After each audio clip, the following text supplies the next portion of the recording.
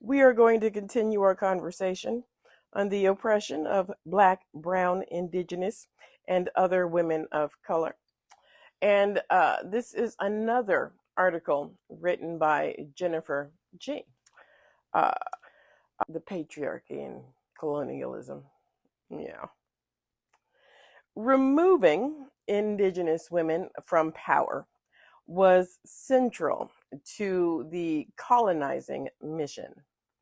European colonialism was guided by the understanding that all women were inferior to men, and that indigenous people, like Africans, were objects to be used, traded, sold, and given away, including for use as domestic workers. European colonizers imposed patriarchal structures that reflected their ideologies of male dominance.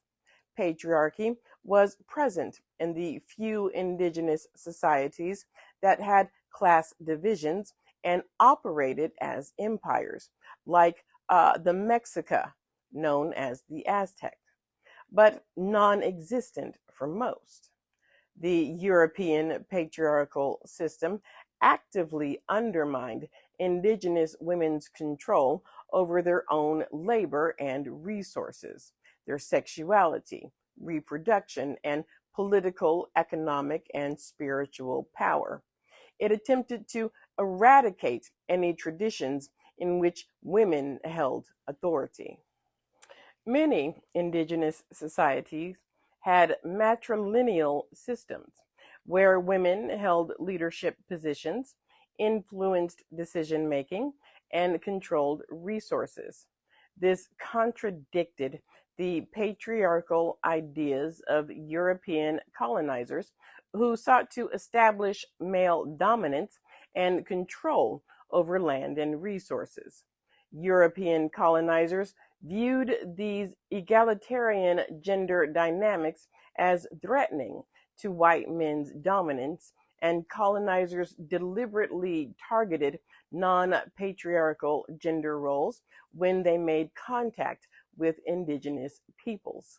For example, when Spanish settlers, missionaries, and soldiers arrived in New Mexico in 1598, they brought African and indigenous women servants, enslaved and indentured, with them. They immediately established systems of labor and placed the Pueblo and other indigenous women they encountered at the bottom of the social hierarchy. They also imposed their world views, demanding that they see sex as a sin rather than as natural, life affirming, and sacred.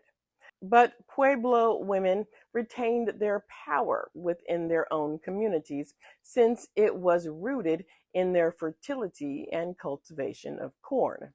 Their gender relations were based on complementarity rather than domination and submission.